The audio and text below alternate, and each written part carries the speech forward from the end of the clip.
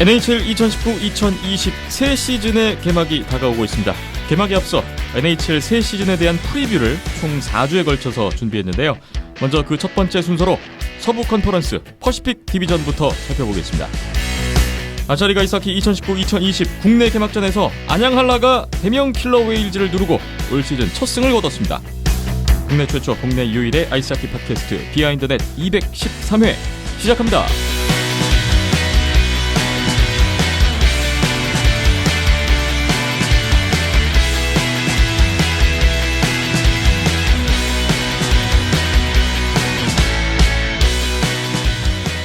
비하인드넷 213회입니다.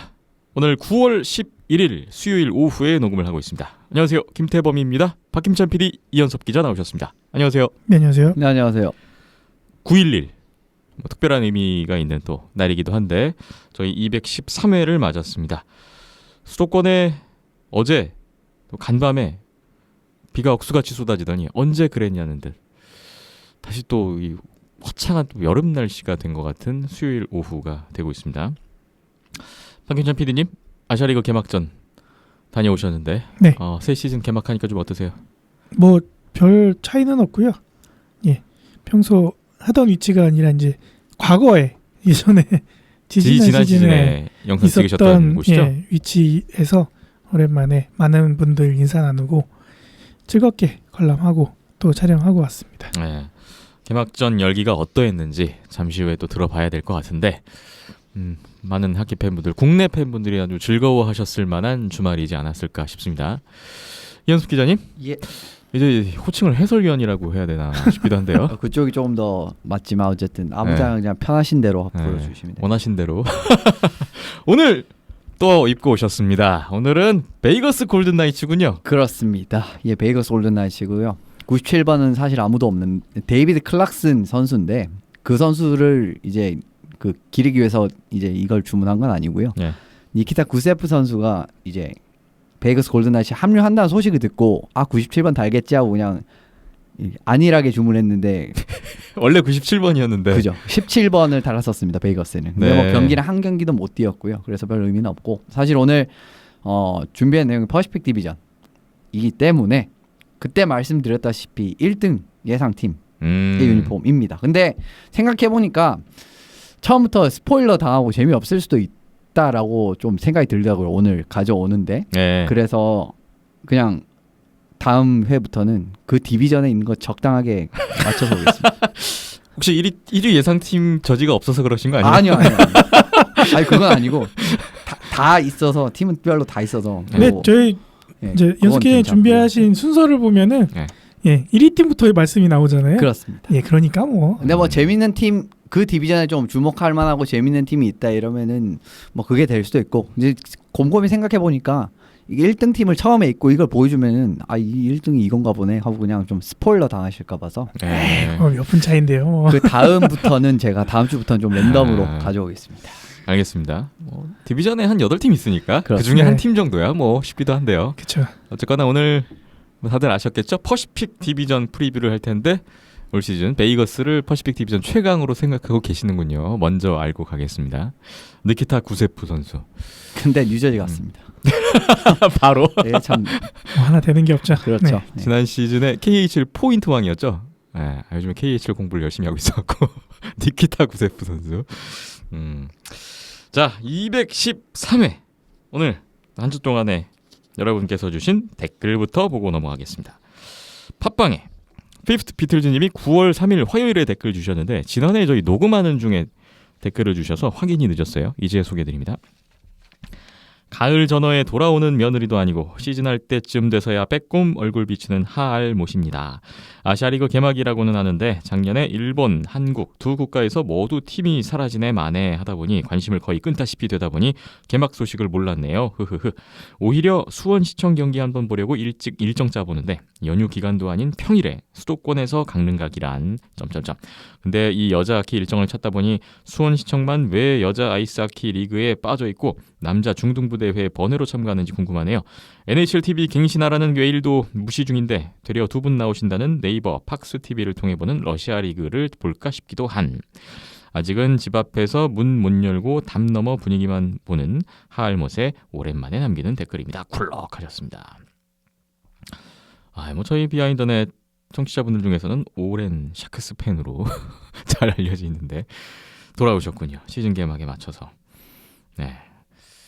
개막 소식을 모르셨고 아시아리그 관심을 좀 가지시면 또 좋을 것 같고 수원 시청팀에 근데 수원 사신다고 그러셨었죠? 그죠? 그래서 여자 수원 시청팀에 좀 관심이 많으시고 NHL TV 자동 결제 하셔도 괜찮은데 박김찬 PD님은 자동 결제 됐다는 점 다시 한번 알려드립니다. 안 하려고 했는데 까먹고 있었다는 점이었죠. 네. 네. 자주 또 댓글을 남겨주실 것 같네요. 감사합니다. 문백님 9월 4일 수요일 댓글입니다.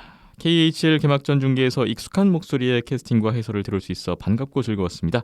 개인적으로 KHL의 경기를 본 것은 처음인데 무척 재미있었습니다. 뭔가 파워 넘치고 빠르고 시즌 초여서 그런지 두 번째 골 같은 실수도 있어 흥미진진했습니다.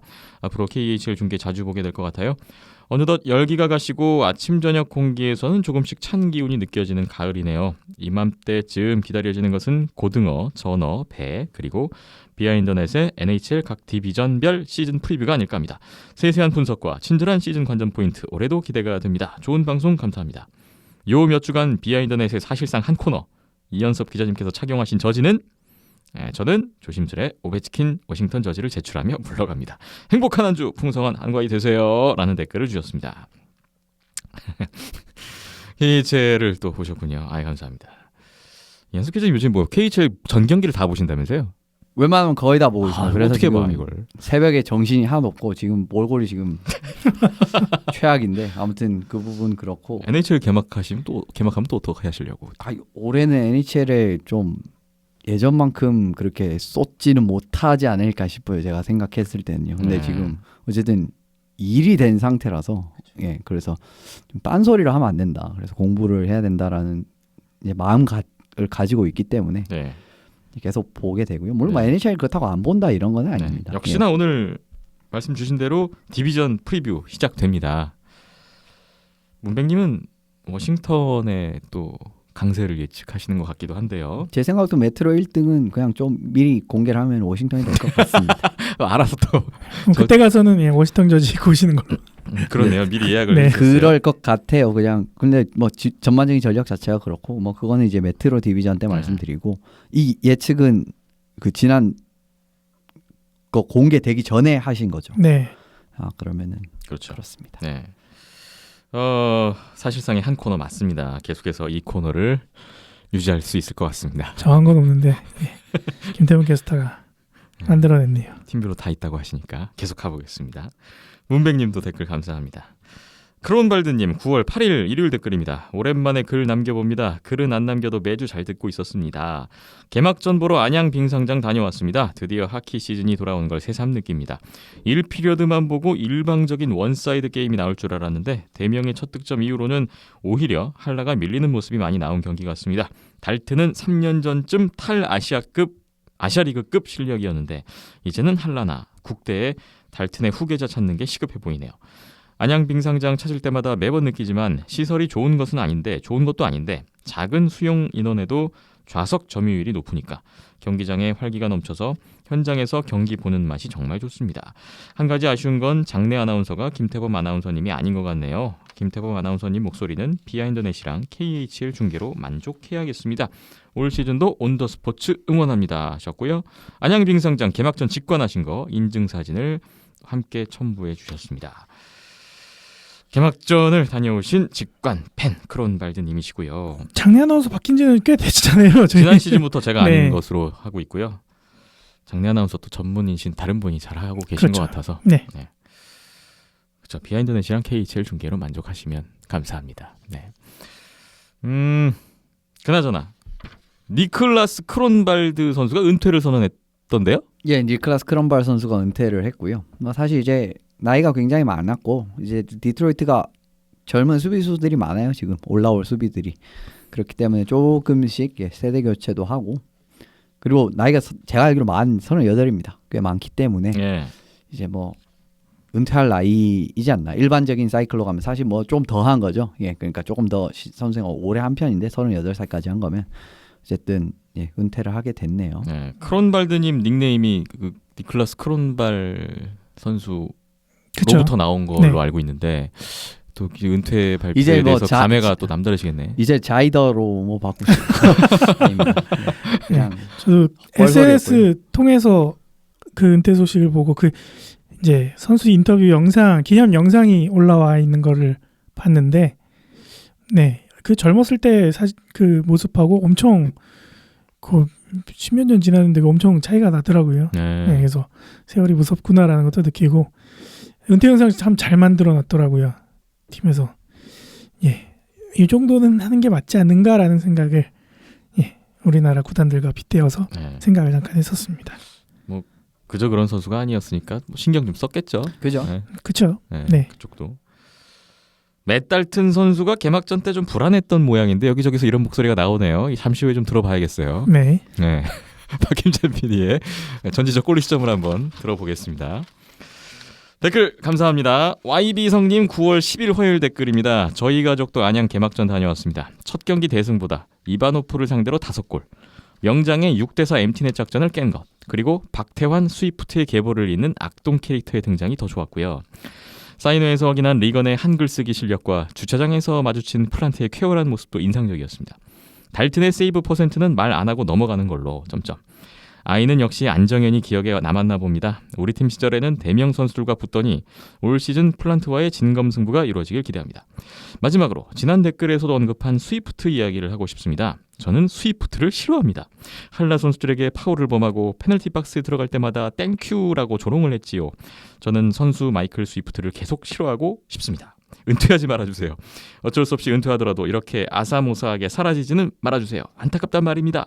은퇴 선언하고 하위원이 안 되면 대명에서라도 축하받고, 그래서 제가 이제 속 시원하다라고 말할 수 있게 되었으면 좋겠습니다 라는 댓글 주셨습니다.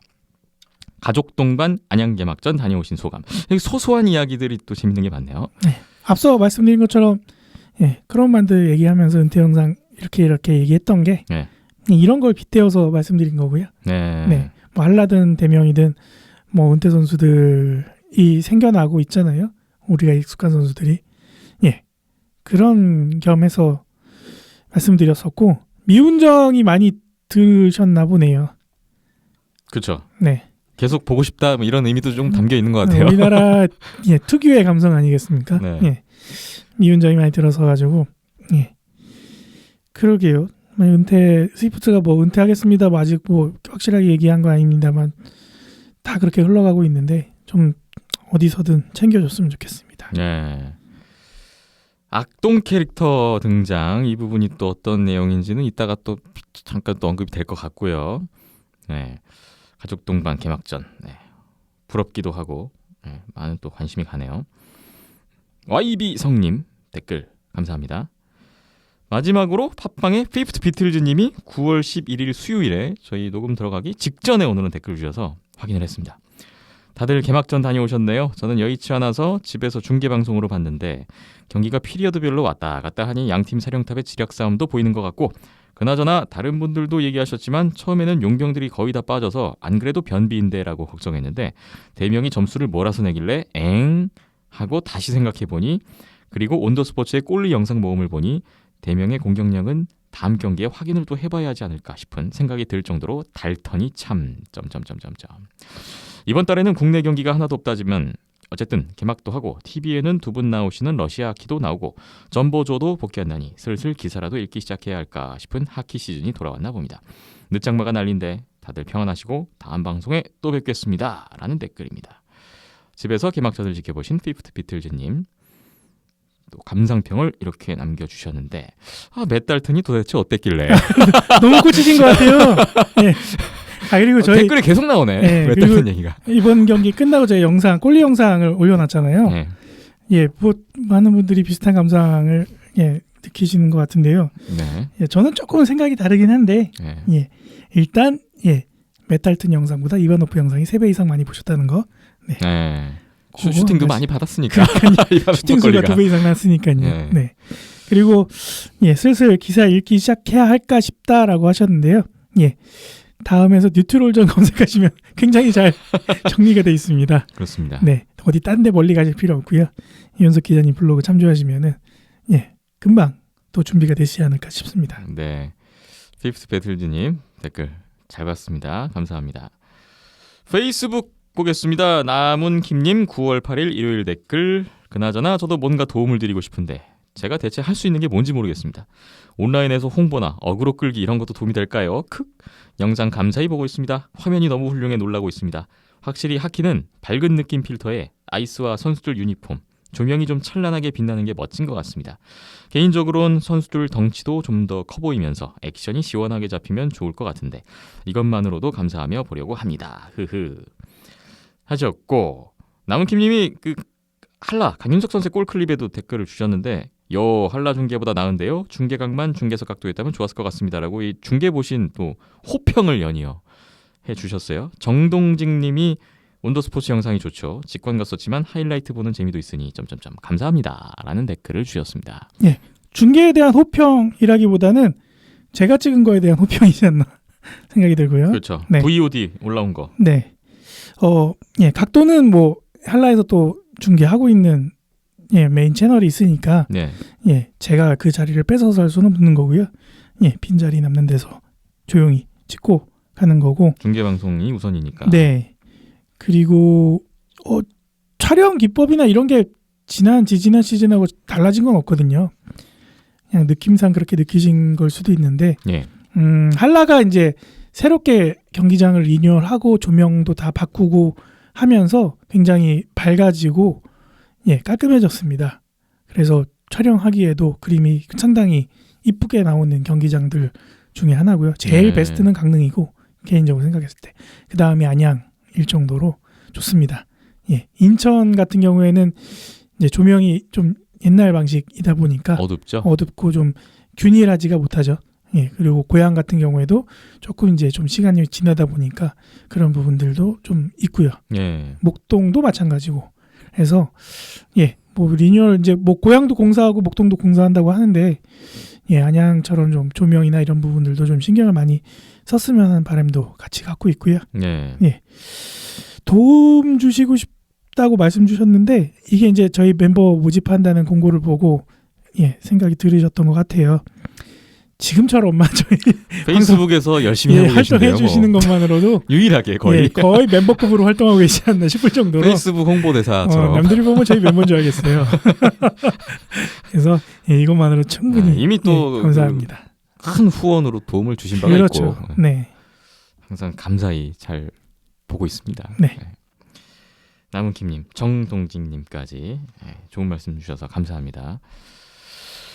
여러분이 주신 댓글 의견을 모두 다 봤습니다. 계속해서 기다리고 있겠고요. 참여해주신 모든 분들께 감사의 말씀드리겠습니다.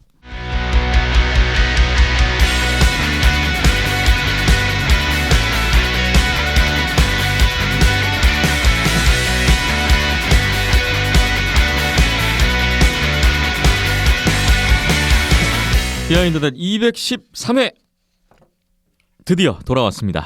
NHL 새 시즌 프리뷰 그 첫 번째 시간을 지금부터 진행해 보겠습니다.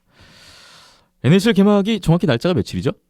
10월 초로 알고 있습니다. 저도 사실 요즘 정신이 하나도 없어가지고 KHL에 몰두하고 있는 관계로 추석 연휴 다가오지는지도 몰라고 계셨어요. 10월 2일, 3일 이때로 기억을 합니다. 그렇기 때문에 그래서 이번 주부터 하면 제가 계산하기로 딱 맞아 떨어지거든요. 거의 개막 주에. 4번에 걸쳐서. 그렇습니다. 네.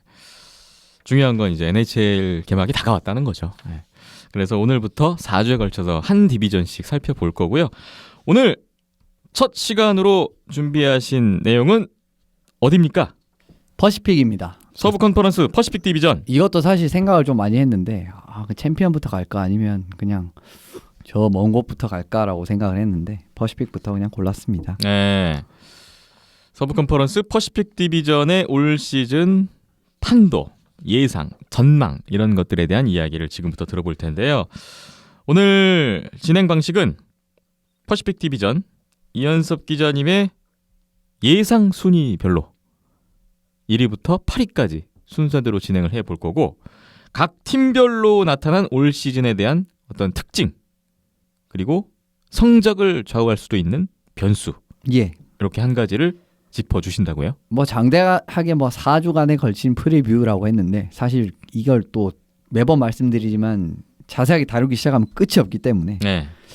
아주 간략하게만 다루는 부분은 좀 이해를 해주시기 부탁드리겠습니다. 네. 뭐 전반적으로 이 외에도 하실 말씀은 많지만 예. 자세한 거는 다음 티 스토리의 뉴트럴전을 통해서. 근데 그것도 보시면 될 지금 것 같습니다. 고민을 하고 있어요. 올릴지 말지는. 네. 이거 부분은 뒤에 올리게 되면 또 말씀을 드릴 거고. 네. 퍼시픽 같은 경우에는 제가 생각했을 때는 두 팀이 거의 순위 경쟁 1, 2위를 하지 않을까 싶고요. 3위 같은 경우에는 약간 아래쪽에서 3위, 그리고 4위 같은 경우에는 좀 플레이오프권 느낌의 4위. 그러니까 3위랑 4위도 약간은 거리가 있을 겁니다. 그리고 5, 6, 7, 8은 제가 생각했을 때는 좀 혼전이에요. 네, 누가 5, 6, 7, 8을 해도 이상하지 않은 그런 느낌이라고 보시면 됩니다. 그렇군요. 일단 탑 2가 존재한다는 말씀이신데 예상 순위 1위 가보겠습니다. 이미 밝혀졌지만 베이거스 골든나이츠를 올 시즌 퍼시픽 디비전 최강자로 전망하고 계십니다. 예, 이유를 들어볼까요? 사실 1, 2라인의 경쟁력을 잘 살리는 부분이 중요하다고 생각을 하고, 그리고 1, 2라인이 진짜 퍼시픽 디비전에서만 보면은 1, 2라인만 딱 따지고 보면 제일 좋습니다. 이제 베이거스 원년을 지탱했던 스미스, 칼손, 마르체소 이 선수들이 건재하고요. 예. 그리고 2년차부터 합류한 스톤, 페체레티, 스테스니 요 3명을 묶어놓은 라인도 상당한 파괴력을 보여주면서 그 파괴력이 진짜 직접적으로 드러난 게 세너제이 샥스랑 플레이오프 1라운드 경기들이었죠. 사실 베이거스 이긴 경기들 다 보시면 아시겠지만 이 2라인에서 그냥 아주 폭격을 하면서 시리즈를 잡을 뻔도 했었습니다. 예. 이런 부분에서 1, 2라인이 상당히 강력하다고 말씀을 드릴 수가 있고요. 1라인, 2라인이 좀 강점이 약간은 다른데 비스무리하면서 다릅니다. 이제 뭐 두 라인이 제러드 갤런트 체제를 완벽하게 이행할 수 있는 공통점은 당연히 있고요. 속도전이랑 활동량 부분의 강점이 있는 1라인, 그러니까 스미스, 칼손, 마르체소 라인입니다. 그리고 라인 대응력, 결정 능력에서 강점이 있는 2라인, 앞서 말씀드린 스톤, 패처리티, 스테스트린 라인인데 이 1, 2라인에서 이제 각각 강점이 조금씩 다르지만 어쨌든 갤런트 감독의 하키를 완벽하게 구사할 수 있다는 점, 이런 부분에서 공격에서 굉장히 큰 도움이 될 것이기 때문에 제가 생각했을 때는 베이거스 골든나이츠가 올해 퍼시픽 디비전에서 1위를 하지 않을까라는 생각입니다. 그렇군요. 지난 시즌에 창단 첫 시즌에 센세이션을 했고 지난 시즌도 사실 못한 건 아닌데 지난 시즌이 시즌도 너무 좀 강렬한 임팩트가 있어가지고 그 사실 7차전에 그 순간 막 무너지지만 않았어도 잡는 게임이었습니다. 뭐 사실상 잡는 게임이었고요. 거기서 또 잡았으면 어떻게 될지 알 수가 없었죠. 올 시즌 지난 시즌 이상 가능하겠습니까? 그거는 또 좀 봐야 될 것 같습니다. 그러니까 일단 1차적으로 알겠습니다. 변수가 많고 네. 전반적으로 또 뚜껑을 까서 조금 봐야 네. 갈 수 있구나 이런 느낌이 들긴 들어요. 그렇다면 지난 시즌 이상까지 가기에는 좀 예상을 주저하시는 변수를 들어보겠습니다. 수비력에서 약간 의무부호가 붙는 게 사실입니다. 이번 오프 시즌에 팀을 옮기게 된 선수 중에 제일 큰 선수들이 벨마르 그리고 하울라, 에릭 하울라 요 두 선수인데 사실 수비력에서 굉장히 큰 도움이 될 수 있는 두 명의 자원이거든요. 사실 3, 4라인 센터로 굉장히 이상적인 자원들입니다. 예. 그런데 이 두 선수들이 떠난 상황이기 때문에 3, 4라인에서 수비력이 굉장히 떨어질 가능성이 높고요. 올해는요. 그리고 수비진에서 좋은 활약을 해주던 콜린 밀러 선수도 버펄로로 떠났죠. 그러면서 탑4가 약화가 됐습니다. 지금 슈미트, 시어도어, 맥랩, 홀든 이 정도로 탑4로는 사실 경쟁력이 그렇게 있다라고 보기는 어렵거든요. 그리고 올해도 마찬가지로 훌륭한 셧다운 페어는 없어요. 이런 부분에서 사실 수비력에서 굉장히 의문부호가 생길 수밖에 없고요. 플레리 선수의 휴식 시간을 보장할 만한 백업도 사실 올해 또 영입을 하는데 실패했습니다. 그렇기 때문에 불안 요소도 굉장히 존재하는 베이거스긴 해요. 수비에서의 물음표가 뭐 리그 최강으로 꼽기에는 뭔가 좀 조심스러운 그런 부분이 있군요. 알겠습니다. 베이거스 골든나이츠 퍼시픽 디비전 예상 순위 1위로 살펴봤고요. 베이거스와 함께 올 시즌 퍼시픽에서 투탑을 형성할 것으로 전망되는 팀 볼까요? 캘거리 플레임스입니다. 캘거리 플레임스를 2위로 꼽아주셨네요. 사실 1라인의 확실한 힘 그리고 공격진의 훌륭한 깊이, 이거는 퍼시픽 디비전 내에서는 이제는 최강이 됐다라고 말씀을 드릴 수가 있을 것 같아요. 모너헨, 구드로, 린드홀름 요 3명이 구성하는 1라인은 지난해 179포인트를 올렸습니다. 3명이서. 그 정도로 이제 캘거리 화력의 굉장히 중심에 있었던 선수들이고요. 이때 이에 1라인 수비라고 할 수 있는 지오다노 선수까지 74포인트를 올렸어요. 예. 그 부분도 더 1라인에 힘을 실어주는 요인이라고 말씀을 드릴 수가 있고 지난해 사실 굉장히 많은 선수들이 최고의 시즌을 보냈습니다. 선수 생활 최고의 시즌을 작년 캘거리에서 보낸 선수들이 굉장히 많아요. 예. 그래서 가만히 보시면 2, 3, 4라인에도 10골 넘게 기록한 선수들이 포진이 막 돼 있습니다. 이 정도로 그런 활약들이 공격진에- 모여서 뭐 정규 시즌 좋은 성적이 나왔어요. 그렇죠. 예, 뭐 플레이오프에서 아주 덜미를 한번 쾅 잡히긴 했습니다만은 네. 사실 요 느낌이 났던 팀이 이제 사실 뭐 굉장히 이제 팀 컬러는 다르지만 어쨌든 세인트루이스 블루스도 이런 느낌으로 2, 3, 4라인에 10골 이상씩 넣는 자원들이 많았거든요.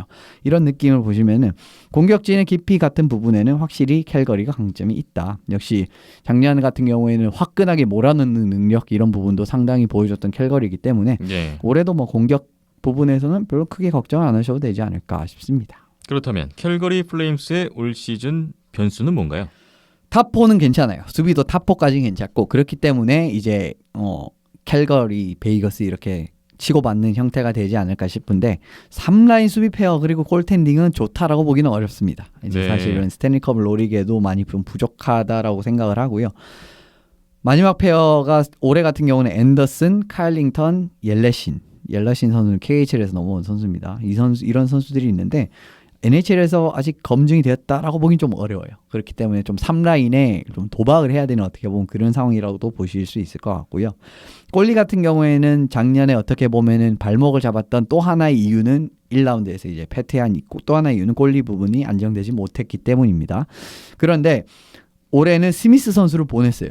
그래서 리티흐 선수를 주전이나 뭐 어쨌든 뭐 리티흐 선수는 올해도 데려가고 한 명 선수를 또 영입을 했는데 캠 텔벗 선수를 영입을 했단 말이에요. 예. 근데 캠 텔벗이 과연 마이크 스미스보다 더 좋은 옵션인가? 일단 그것부터 의문이 되고 그리고 리티흐보다도 안정적인 자원인가라고 물어보면 사실 그렇지는 않거든요. 그렇기 때문에 골텐딩에서의 불안감이 전혀 해소되지 않음과 동시에 3라인 수비 페어에 약점이 있다. 이런 부분은 어떻게 보면은 이제 캘거리가 장기 시즌에서 좀 발목이 잡힐 법한 그런 약점이라고도 보실 수 있겠습니다. 여기도 골텐딩 3라인 이후의 수비 공격은 괜찮으나 수비 쪽에서의 공격은 물음표. 좋아요. 네.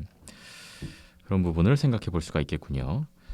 캘거리 플레임스 퍼시픽 디비전 예상 순위 2위로 살폈습니다. 3위 가보겠습니다. 어딘가요? 세너제이 샤크스입니다. 세너제이가 또 3위 정도로 예상이 되는군요. 뭐 3위 정도는 충분히 할 수 있지 않을까 싶고요.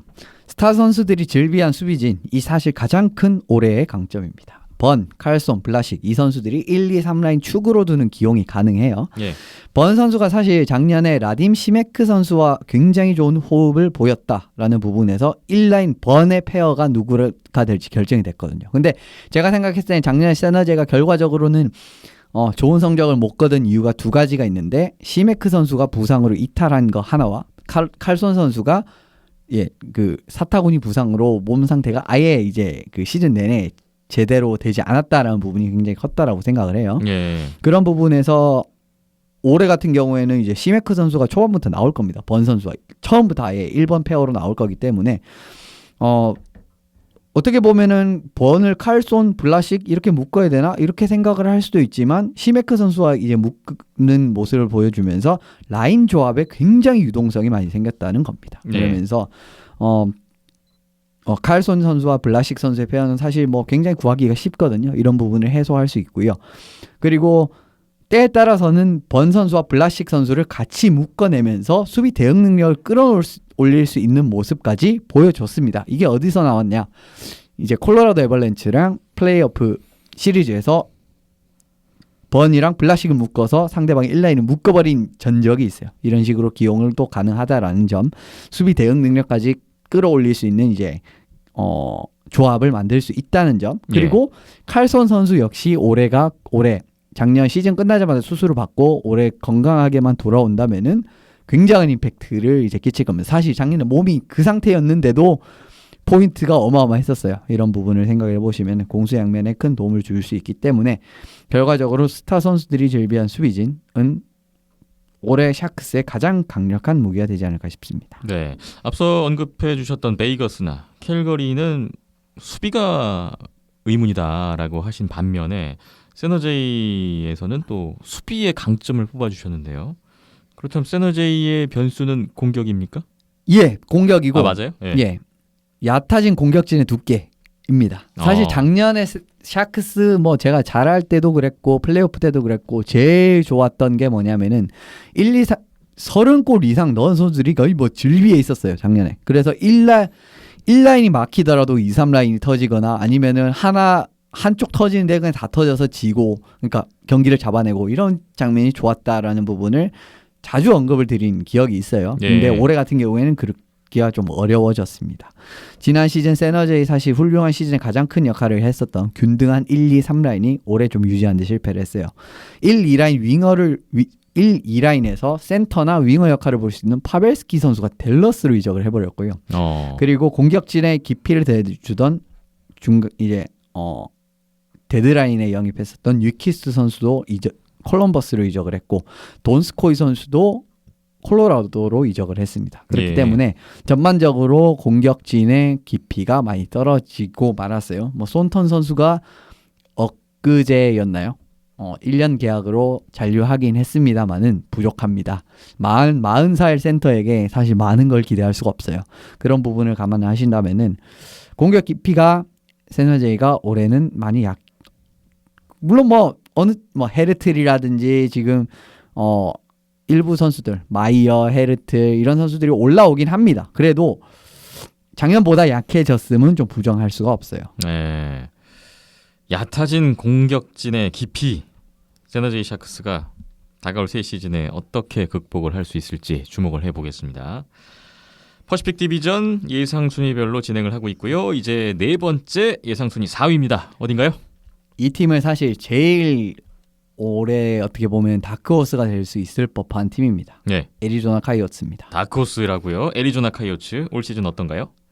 이 팀의 가장 큰 강점은 사실 퍼시픽 최고의 수비진을 가진 팀이 어디냐라고 물으면 앞서 말씀드린 세너제이 샤크스 같은 경우 스타 선수들이 받쳐주는 수비진이라서 강하다고 말씀을 드린 거고 예. 전반적으로 제일 탄탄한 팀이 어디냐고 하면 저는 애리조나 카이오츠를 뽑고 싶어요. 수비력은 디비전 최강이라고요. 그렇습니다. 이제 수비진도 그렇고 골텐딩도 이제 받쳐주는 부분 이런 부분도 상당히 좋습니다. 근데 이제 수비진 부분이 제일 큰 강점이라 생각을 하는데 에크만 라르손, 골리고스키, 얄마르손, 치크런, 데머, 류브시킨 이렇게 아우르는 수비진이 사실 서부 전체를 따지더라도 굉장히 경쟁력이 있을 정도로 탑 6까지 괜찮은 이런 라인업이라고 할 수가 있어요. 예. 그리고 이번 오프 시즌에 작년에 콜로라도에서 뛰었던 칼 세데르베리 선수를 영입을 했거든요. 근데 이 선수도 이 라인에서 센터 이제 상대방의 공격 대응 이제 상대방 수비 대응 능력 이런 부분에 상당히 많은 도움을 줄 수 있는 선수이기 때문에 수비력을 또 더 강화시킬 만한 영입이라고 요약을 드릴 수가 있습니다.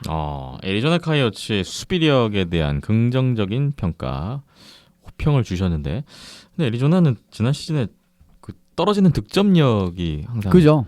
발목을 잡는 형국이었는데 매해 이제 득점력이 발목을 잡았었습니다. 네, 과연 올 시즌도 그럴지. 애리조나 카이오츠의 올 시즌 변수는 뭐라고 보시나요?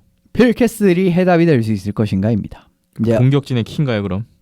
어떻게 보면 그렇다고 해석을 하실 수가 있죠. 이번 애리조나 카이오츠가 필 캐슬 선수를 이제 오프 시즌에 영입을 하면서 1라인을 큰 폭으로 강화하는 데 성공을 했어요. 그런데 사실 작년 애리조나를 가만히 생각을 해보시면은 부상자가 굉장히 많았기 때문에 제대로 된 모습, 공격진의 모습 자체를 보여줄 수도 없었던 것도 하나의 이유기도 했었습니다. 그래서 올해 부상자가 없으면은 그 부분도 개선될 가능성이 있는데 여기에 캐슬 선수까지 더해지면서 파워플레이 1라인에서도 힘이 보태질 수가 있어요. 그리고 지금 애리조나의 감독은 릭 토칙 감독입니다. 근데 네. 이 감독이 옛날에 필 캐슬 선수를 피츠버그에서 굉장히 잘 활용하는 모습을 보여주면서 아는 선수거든요. 많이 써보고 알았던 선수이기 때문에 데려오는 데 있어서 영향이 있었겠네요. 그렇죠. 어느 정도 그 부분은 또 이제 말씀을 드리면 좀 긴 이야기가 어제 새벽에 말킨 선수가 캐슬 안 보내면 나 딴 팀 보내줘라는 이야기가 있었거든요. 그렇기 때문에 캐슬을 보냈다. 이것도 어느 정도 이유가 됩니다. 네. 캐슬 선수가 감독이랑 어느 정도 부라도 있었고요. 지금 설리번 감독이랑 기용 부분에서 부라도 있었고 어쨌든 넘어왔는데 토칙 감독은 캐슬 선수를 예전부터 피츠버그에서 굉장히 잘 활용하던 감독이기 때문에 활용 부분에서는 이제 뭐 데자르댕처럼 활용을 못해서 썩는 일은 나오진 않을 것 같아요. 근데 이제 행여 캐슬 선수가 진짜 공격에서 해결사 역할을 해준다면은 충분히 플레이오프도 갈 수 있는 팀이죠. 예. 애리조나 카이오츠가 올 시즌에 필 캐슬의 영입 효과를 누릴 수 있을 것이냐, 필 캐슬 선수가 어떻게 할 것이냐가 애리조나 카이오츠로서는 또 가장 중요한 변수 중에 하나가 될 것 같습니다. 예상 순위 4위까지 봤는데 그럼 여기까지 플레이오프 가능권이라고 보시는 거예요? 예, 여기까지 가는 권입니다. 애리조나까지, 베이거스, 캘거리, 세너제이, 애리조나까지. 예, 애리조나 진짜 잘하면 가능하지 않을까 싶어요. 그리고 그렇군요. 세너제이는 거의 뭐 1, 2등 조금 밑 수준에 이제 위치하지 않을까 싶고요. 알겠습니다. 자, 이제 예상 순위 하위권으로 갈 텐데 조금은 현재로서는 플레이오프 진출이 어려워 보이는 팀들이라고 보시면 될 것 같습니다. 예상 순위 5위 보겠습니다. 5등, 6등이 좀 혼전이라고 생각을 합니다. 저는 어쨌든 5, 6, 7, 8이 비슷한 권역 내지만 그래도 5등, 6등의 좀 혼전 상황이라 보는데 에드먼턴 오일러스로 5위로 꼽았습니다. 에드먼턴 오일러스가 올 시즌에도 플레이오프가 어렵다고요? 예. 그래도 에드먼턴을 5위로 꼽은 이유는 맥데이비드, 드라이사이틀 요 두 선수가 있기 때문입니다. 네. 이제 사실 지단에 보시면 드라이사이틀 선수가 50골 100포인트라는 벽을 깨버렸어요. 그러면서 뭐 리그에서도 굉장히 손꼽히는 득점원으로서 본인의 가치를 증명했던 시즌이고, 그렇기 때문에 두 명이 100포인트 이상을 득점하는 선수를 가졌던 에드먼턴이었어요. 예. 사실 에드먼턴이 성적에 비해서 굉장히 높은 파워플레이 성공률 21점 몇 %인데 이게 아마 리그 9위였을 겁니다. 근데 플레이오프도 못 간 팀이 파워플레이는 9위였다는 거예요. 이런 부분을 생각을 하시면은 나쁘지 않다. 사실 NHL 수준에서 20%를 넘는다는 거는 파워플레이 자체는 굉장히 훌륭하다라고 해석을 하시면 됩니다. 예. 그리고 이 두 선수가 공격수임에도 불구하고 22분 30초 이상을 뛰었습니다. 매 경기. 이 정도로 그만큼 비중이 높네요. 그렇죠. 비중도 높고 슈퍼스타 플레이어도 있기 때문에 다른 팀들에 비해서는 그래도 조금 더 낫지 않나 그런 생각이 좀 들어요. 예.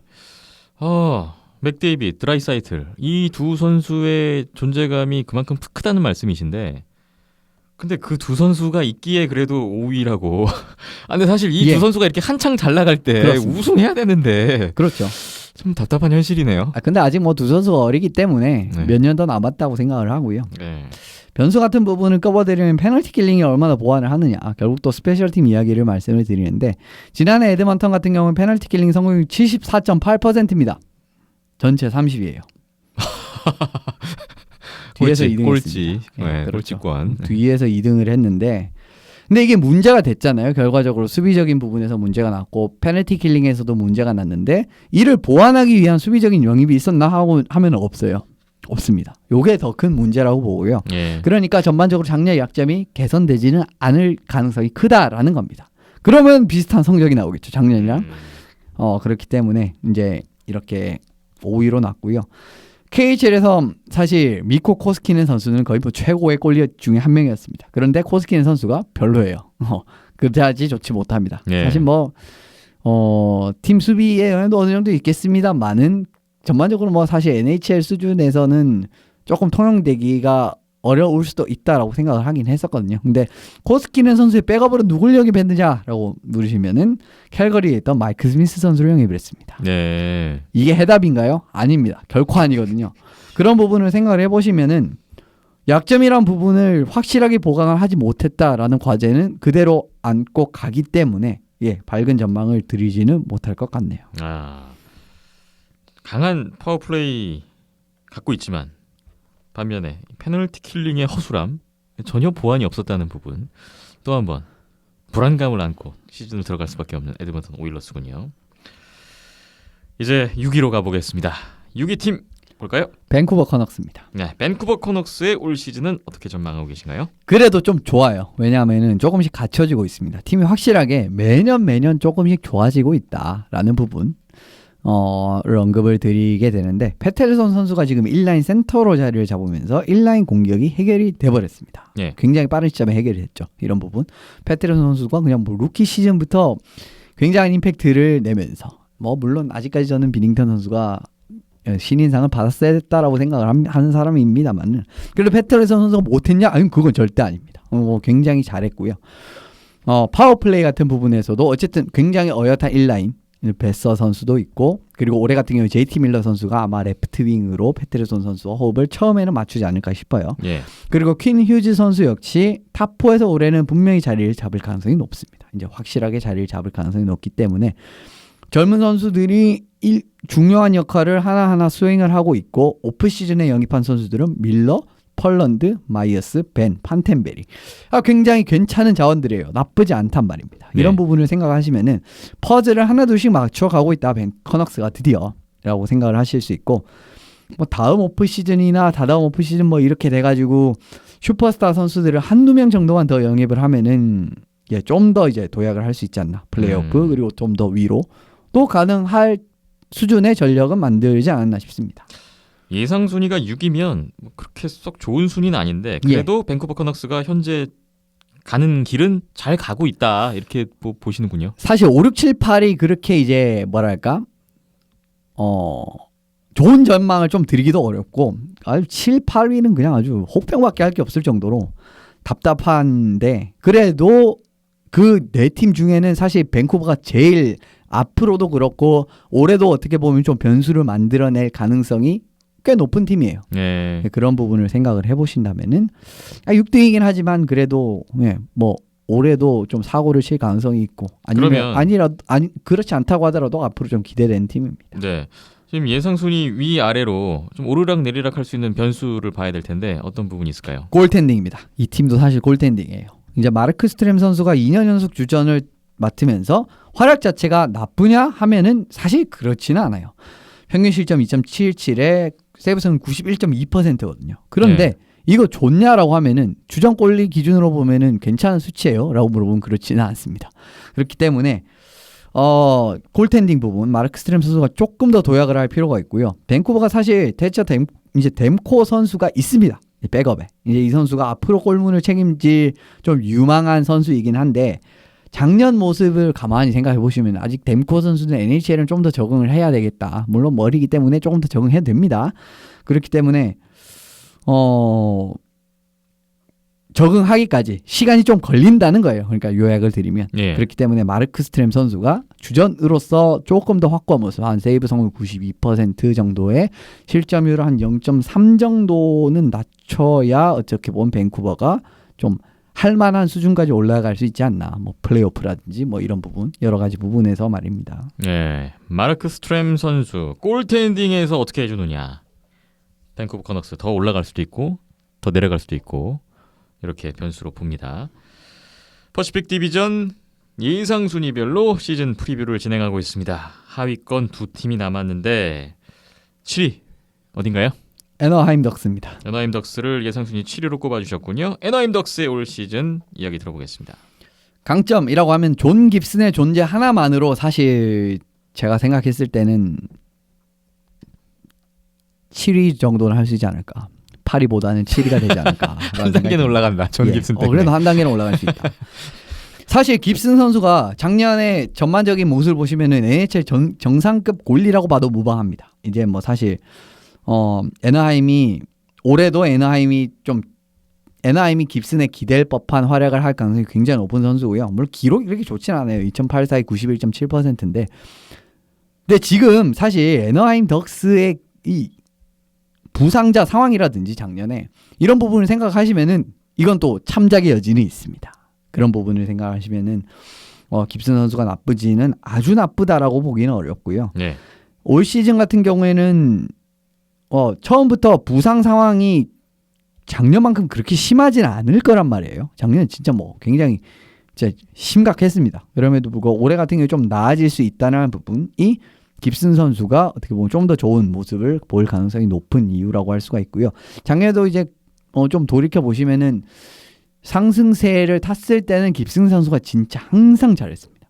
이런 부분을 생각해 보시면은 덕스도 깁슨이 중요하다, 골텐딩이 중요하다라고 말씀을 드릴 수 있겠네요. 네, 깁슨 선수의 존재는 참 큽니다.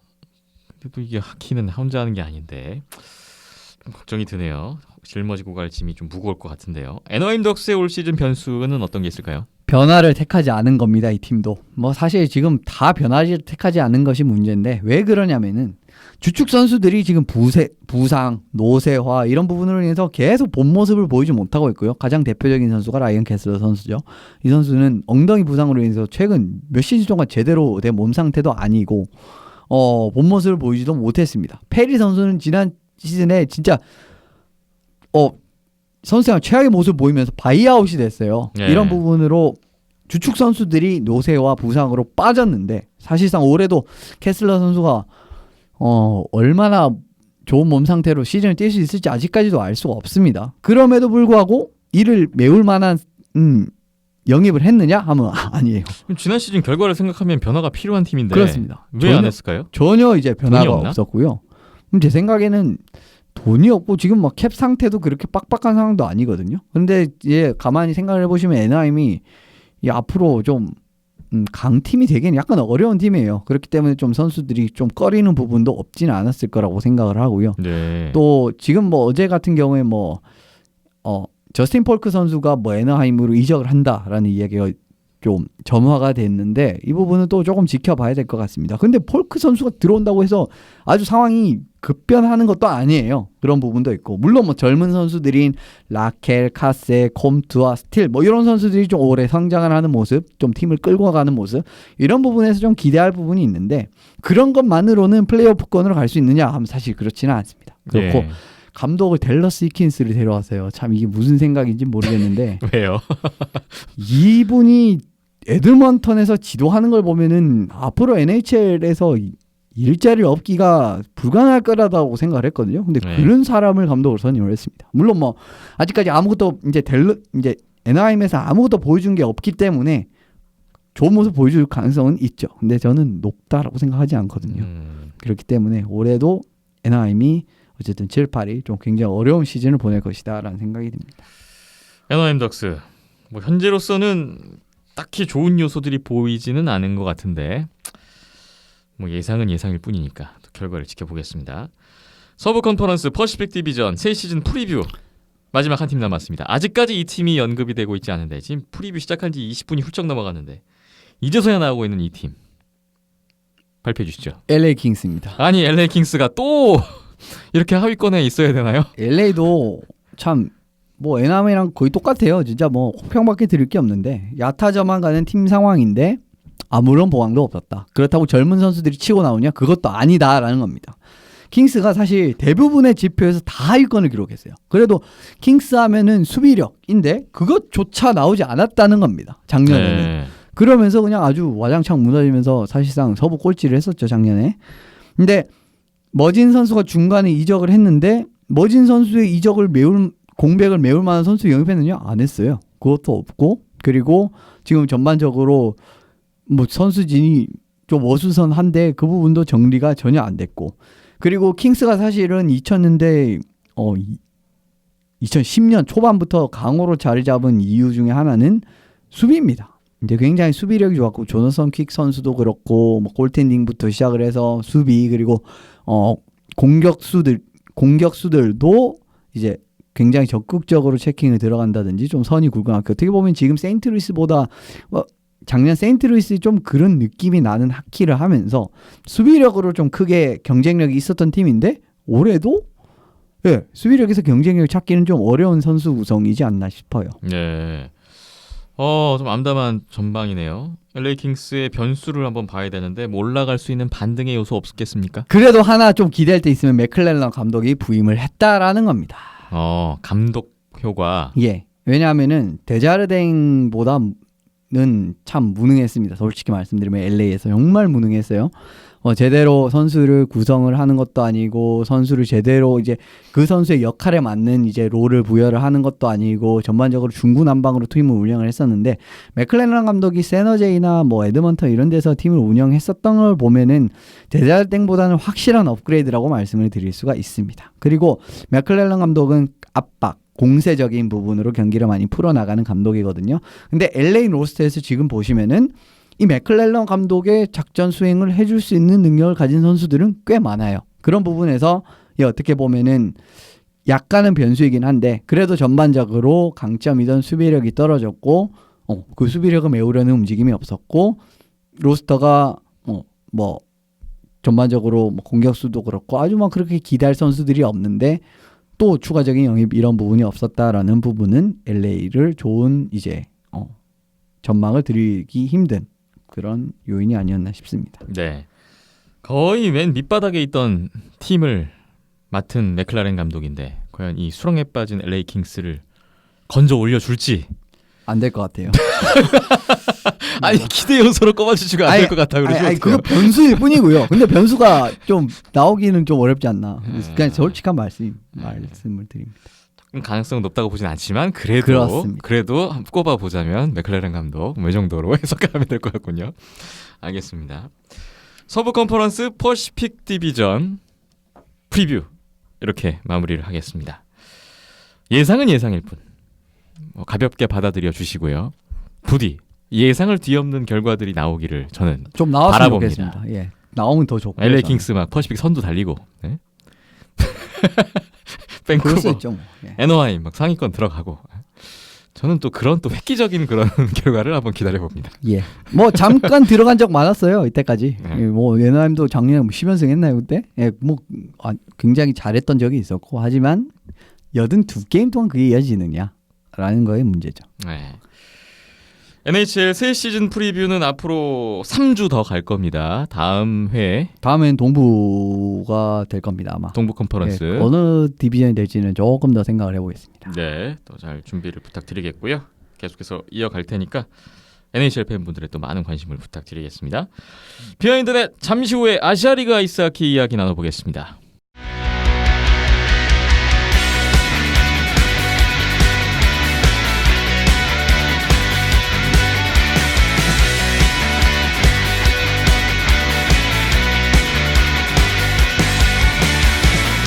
네, 이번에는 아시아리그 아이스하키 2019-2020 우리나라 국내 개막전 이야기를 해보겠습니다. 일본에서 먼저 개막했고 지난 주말에 우리나라 안양에서 안양 한라와 데미언 킬러 웨일즈의 국내 개막전으로 우리나라에서도 본격적인 아시아리그 새 시즌에 들어갔습니다. 9월 7일 토요일에 안양 빙상장에서 국내 개막전이 있었는데 그 경기 먼저 리뷰를 해보겠습니다. 안양 한라 대 데미언 킬러 웨일즈의 국내 개막전 1피리어드에 한라가 엄청 몰아쳤죠. 신영윤, 신상훈, 김기성 선수의 골로 3대0 1피리어드 3골이었고요. 2피리어드에서도 시작 54초 만에 안준희 선수 골이 더해지면서 4대0으로 한라가 앞서갑니다. 이때까지만 해도 점수가 너무 멀어지는 거 아니냐 싶었는데 대명이 맹추격을 하죠. 대명이 이종민, 김영겸, 황두현 선수 골이 연달아 나오면서 4대3 한 골차까지 추격을 한 채 2피리어드가 끝났고요. 한 골차가 꽤 갔습니다. 3피리어드 종료 4분 37초 전에 균형이 무너지는데 한라의 강윤석 선수의 추가골이 터졌고 여기서 좀 승부가 갈린 듯 싶었고요. 마지막에 김기성 선수의 쇼트핸디드 엠티넷 골을 더한 한라가 최종 스코어 6대3으로 개막전 승리를 챙겼습니다. 이날 슈팅수는 43대 19 한라가 많이 앞섰고요. 한라의 맷 달튼 선수 17세이브 3실점 승리, 대명의 알렉세이 이바노프 선수는 38세이브 5실점 패배를 떠났습니다. 이바노프 선수가 5실점이나 했다. 좀 이례적인 결과인데 2018년 12월 22일에 안양 한라전에서 당시 5실점, 김기성 선수의 그 버저비터 그 경기 기억들 하실 거예요.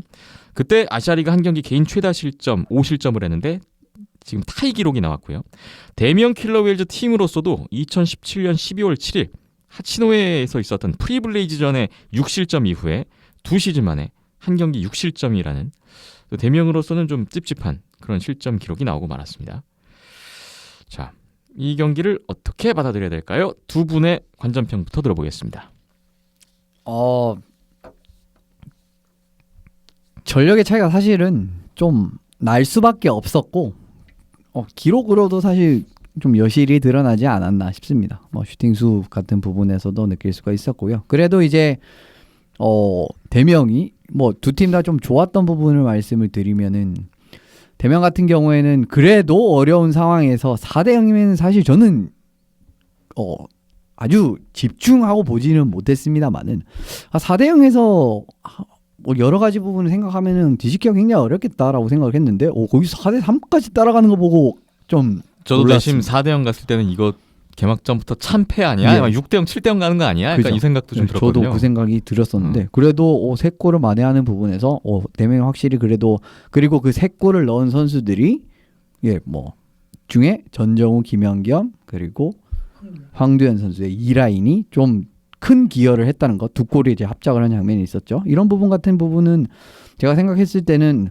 굉장히 긍정적인 부분이라고 생각을 해요. 이제 어려운 대명이 사실 전력 이제 유출도 많았고 이런 부분에서도 젊은 선수들이 그래도 공격 부분에서 좋은 모습을 보여주는 것, 상대방이 빈틈을 잘 치고 들어간다는 점 그런 부분에서 좀 의미가 있었고요. 예. 이종민 선수는 앞으로도 점점 기량이 좀 발전하는 모습 올해는 사실 작년보다 더 좋았다라고 저는 생각을 하는데 작년에 이제 좀 보여줬던 그런 모습보다 그대 경기가 더 나았다고 생각을 하는데 앞으로 또 그러니까 또 젊은 선수들의 그런 어떻게 보면 잘하는 부분의 연장선이라고 말씀을 드릴 수가 있겠죠. 이런 부분이 돼 있고 네. 한라 같은 경우는 결국 또 역시나 새롭게 가담한 선수들이 굉장히 좀 중요한 역할을 많이 해주면서 역시나 공격진 같은 부분은 진짜 올해 같은 경우에는 탑3 팀을 좀 경쟁할 만한 공격력 자체는 갖췄구나라는 그런 생각이 좀 많이 들었던 경기였습니다. 이제 다만 4대0 이후에 좀 흐트러지는 모습이 없었다라고 좀 보기는 어려워요. 전반적인 수비 커버리지라든지 이런 부분에서 조금은 불안한 모습을 보여줬기 때문에 이게 결과적으로는 사할린이나 오지 같은 부분이 제가 뭐 가끔 말씀을 드립니다만은 얘네들은 당연히 이길 것 같은 매치업을 가끔 지잖아요. 그러니까 이게 중간에 방심을 조금 이제 마음을 살짝 놓는다는 겁니다. 이 정도 점수 차면은 이라는 그런 살짝의 이제 틈이 벌어지는 그런 부분을 이제 앞으로 실수를 반복하지 않으면 되는 거고요. 그러니까 좀 더 아무리 이제 경기라고 할지라도 뭐랄까 흐름이 아예 넘어가는 거 아예 조기에 원천 봉쇄를 해서 아예 이제 여지를 안 주는 게 저는 중요하다고 생각합니다. 그런 부분이 앞으로 좀 필요할 것 같고 진짜 한라가 통합 우승을 노린다면요. 그리고 이바노프 선수는 참 고생은 많이 했는데 어쩔 수가 없었습니다. 요 경기는 저는 이 정도로 줄이겠습니다. 일단 양 팀의 긍정적인 부분을 언급해 주셨어요. 대명의 그 김연겸, 황두현, 전정우, 이종민 젊은 공격진들이 가능성을 보였다는 거. 사실 이 선수들이 굉장히 잘해줘야 하는 올 시즌이잖아요. 지난 시즌 그렇습니다. 뭐 포인트를 책임졌던 대다수 선수들이 팀을 떠났기 때문에 이 선수들이 그래도 첫 경기에서 좋은 모습을 보여줬다는 점 꼽아주셨고 한라는 말씀 주신 대로 막강한 공격력. 그죠? 1, 2, 3, 4라인 고르게 다 골이 나왔죠. 선수진이 워낙 좋으니까 그런 그 선수진의 그런 좋은 선수진을 가지고 있는 부분에 그런 뭐랄까 그 힘이 그대로 드러나왔던 경기가 아닌가 싶습니다. 네, 뭐 김기성, 김상욱 선수 여전했고 뭐 복귀한 신상훈, 안진희 선수도 개막전부터 골을 기록을 해줬고 저는 뭐 지난 시즌에 약간 기대에 미치지 못했던 신영윤, 뭐 강윤석 이런 선수들도 아주 중요한 승부처에서 골을 넣어줬다는 점 한라로서는 또 긍정적인 신호가 아니었나 싶습니다. 박김찬 PD님 관전평 들어보겠습니다. 네, 말씀 주신 것처럼 강릉 대회 때부터 두각을 나타냈던 선수들 뭐 강윤석 선수라던가 신영윤 선수 4라인에서 뛰고 있는 선수들이 이번 경기에서도 좋은 모습을 보여주면서 두각을 나타냈다라고 생각이 들었고요. 네. 뭐 신상훈 라인이라던가 김기성 라인이라던가 여전한 공격력을 보여줬는데 말씀 주신 것처럼 4대0 리드하고 있을 때의 안일함이 뭐 본인은 뭐 그게 안일함을 일부러 가지려고 한 건 아니겠죠. 하다 보니까 이제 마음의 여유가 생긴 건데 그래서 이제 좀 정줄 놓는 플레이들 그런 것들이 좀 나았죠.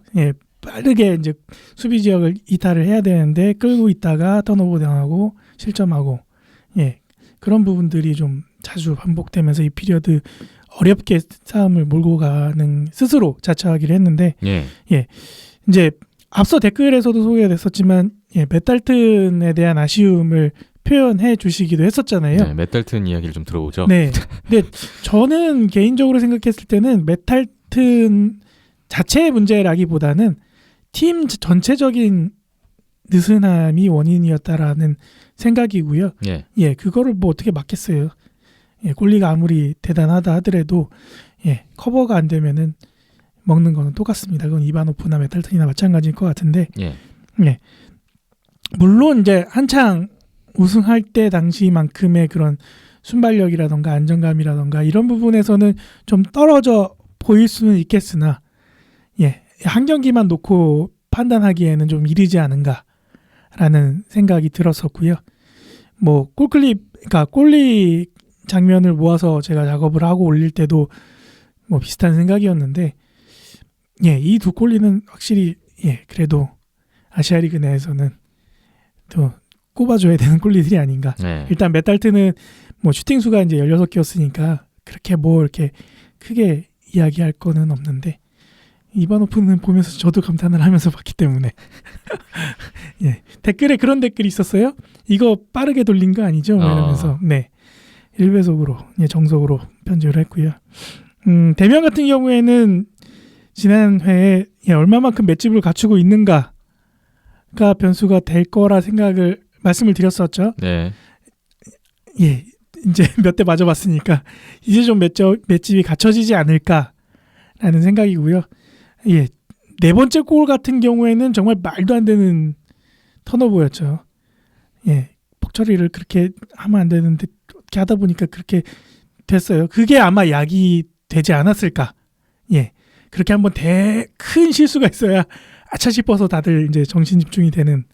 예, 그 전까지는 뭔가 게임을 뛴다라는 느낌보다는 그냥 연습 게임하는 느낌이 들었거든요. 보는 사람 입장에서는. 오. 네, 그만큼 좀 집중도 안 되고 어수선하고 좀 뭔가 다 따로따로 놀고 공격 수비 따로 놀고 예, 공격할 때 따로 수비할 때 따로 다 각자 따로 노는 그런 느낌이 많이 강했는데 이제 좀 위기가 닥치니까 좀 아차 싶어서 응집되는 응징력이 예, 이 피리어드 때 좀 후반부에 나타났던 것 같고요. 네. 3피리어드 추격하는 흐름이었죠. 예, 계속 주도권을 갖고 갔었으니까요. 그게 뭐 지난 시즌과 마찬가지로 대명이 크게 달라진 점 중에 하나였는데 예, 경기 내에서 주도권을 다시 가져올 수 있다라는 능력, 그게 참 중요한 능력인데 그걸 좀 스스로 걷어차버린 느낌이 없지 않아 있었어요. 4대 4를 만들 수 있는 흐름 자체는 대명에게도 있었어요. 네, 그 기점이 됐던 부분은 이제 안정현의 페널티였는데 네. 예, 물론 도발을 한 시상훈도 예, 대명 입장에서는 안 좋게 생각할 수도 있는데 경기의 개인 전술이 하나라고 생각이 들고요.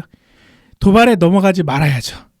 저도 그 플레이가 참 많이 안타까운 게 뭐냐면은 저도 그런 페널티를 범한 것 자체는 이해됩니다. 왜냐면은 이 그 다이빙 장면이 있었어요. 사실은 네. 사실은 명백한 다이빙이었습니다. 사실 근데 그 이전 장면에서도 신하훈 선수가 비슷한 느낌으로 다이빙으로 페널티를 한번 얻어내는 장면이 있었거든요. 거기에 이제 화가 나가지고 이제 그 이후 동작을 이제 네. 이후에 위험한 크로스 체킹을 한 거예요. 그러니까 네. 근데 그 크로스 체킹을 한 것 자체를 이제 옹호하는 게 아니라 근데 그 상황 자체는 이해는 됩니다. 네. 계속 이제 노골적으로 이러는데 다 잡아주니까. 근데 경기 흐름을 생각했으면 그때 참았어야 돼요. 열 맞아요. 받을만 했으나 네. 이후에 그런 액션은 참았어야 했다. 그런 네. 컨트롤이 안 됐던 선수가 스위프트지 않습니까? 네, 네. 그렇죠.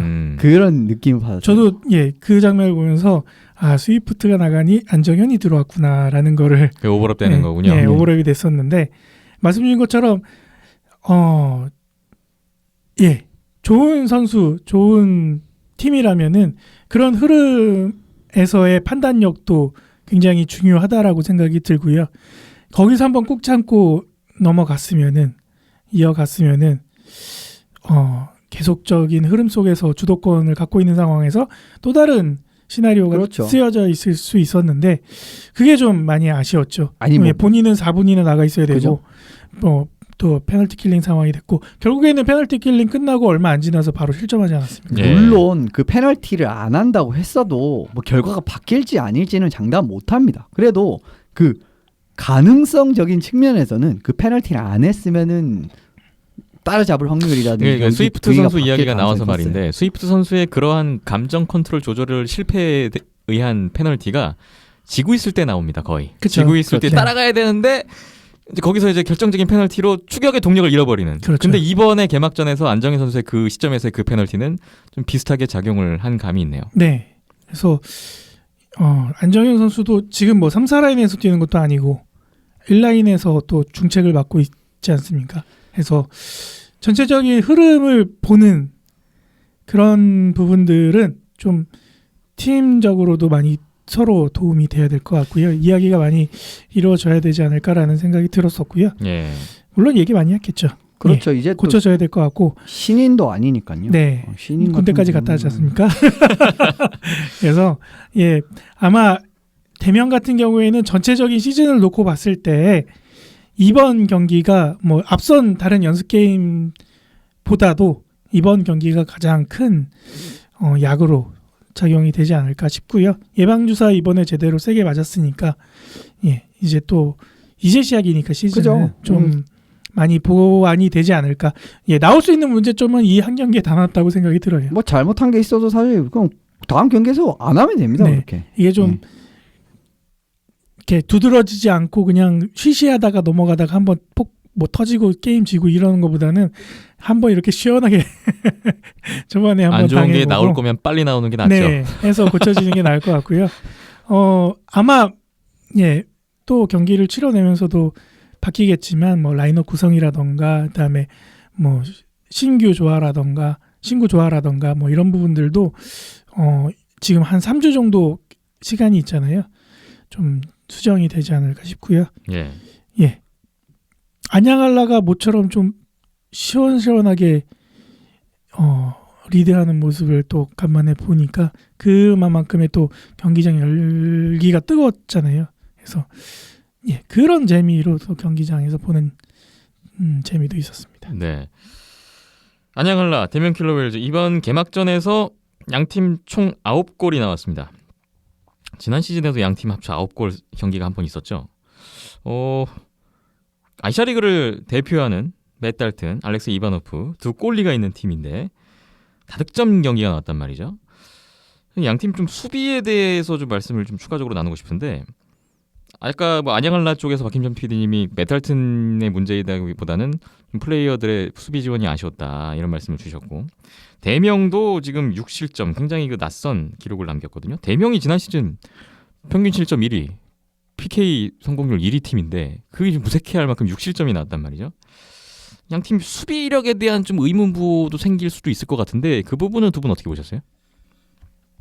수비적인 부분 같은 경우에는 사실 뭐 생길 수밖에 없는 그런 상황이지 않나 싶습니다. 전반적으로 근데 아직까지는 또 조합 같은 부분을 테스트하는 입장도 어느 정도는 있기 때문에기도 하는데 한라 같은 경우에는 앞서 말씀드렸듯이 제일 큰 이유는 결과적으로는 약간의 마음의 빈틈이라고 생각을 하고요. 대면 같은 경우에는 글쎄요. 지금 같은 경우에는 지난해까지만 해도 그렇게 문제가 없었던 부분에서도 지금 문제가 계속 나오고 그리고 사실 그 프리 이제 토너먼트에서도 수비 지역에서의 턴오버가 계속 문제가 됐었는데 그게 지금까지 개선이 안 됐습니다. 예. 그런 부분은 결과적으로는 뭐 시즌이 이제 프리 토너먼트에서는 그런 부분이 또 뭐 나타날 수가 있죠. 근데 이제 본 시즌에 이제 대비해서 그 부분을 고치면 되는데 결과적으로는 그런 모습이 좀 나타나지 못했다는 점, 수비 지역에서의 좀 물론 뭐 한라도 그런 플레이를 하긴 했습니다만은 전반적으로 좀 안타까운 턴오버, 좀 불필요한, 그러니까 부주의한 턴오버 같은 게 많았다라는 부분은 좀 앞으로 좀 개선을 해야 되지 않나, 좀 시급하게 개선을 해야 되지 않나라고 생각을 합니다. 예. 예, 저도 비슷한 의견인데요. 안양알라 같은 경우에는 예, 뭐 수비력이 어떻다라고 지금 판단하기에는 예, 3골이나 먹었잖아. 그러니까 수비력이 안 좋은 거 아니야라고 얘기하기에는 예, 근거 그렇죠. 자료가 많이 부족하고요. 예, 근거도 부족하고 근데 사실 슈팅을 19개로 묶어냈기 때문에 그런 부분을 생각하면은 또 조금 다르게 생각하실 수도 있는 겁니다. 정말 완벽한 찬스로 먹었구나라고 그렇죠. 생각하시면, 그러니까 대면 공격이 잘했다라고 봐주시는 맞습니다. 게 예. 맞을 것 같고요. 대면 같은 경우에는 저는 이제 개인적으로 말씀 주신 것처럼 예, 수비 지역에서 나올 때의 턴오버 그리고 불필요한 패스미스 뭐 이런 부분들이 계속 반복 나타났잖아요. 예, 그 부분과 함께 그게 단순히 수비수들의 개인 능력이 부족해서냐라기보다는 공격수들이 제 위치 내지는 예, 제 타이밍에 못 가주는 것도 있지 않을까. 그리고 공격수들의 수비 지원. 그렇죠. 그리고 또 이제 한라에서 공격 압박이 들어올 때도 예, 포워드들의 수비 지원이 좀 미흡하지 않았나라는 생각이 들었고요. 실점 장면을 보면 더 그런 생각이 더 들었고요.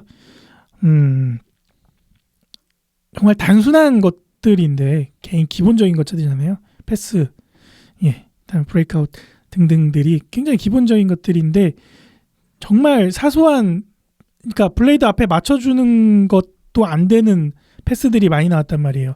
거기서 한 번 더 끌리고 타이밍 놓치고 뒤로 다시 한번 돌리게 되고 체인지 타임 갖고 그러면서 안양알라는 계속적으로 공격 지역에서 압박 들어올 수 있고 오히려 안양알라가 더 편하게 플레이할 수 있게끔 자리를 깔아줬단 말이에요. 그래서 그런 부분들은 굉장히 사소한 것들에서 시작이 되는 건데 그게 단순히 그 사람이 그 선수가 기본기나 기본 능력이 없어서라기보다는 집중도의 차이라고 생각이 들고요.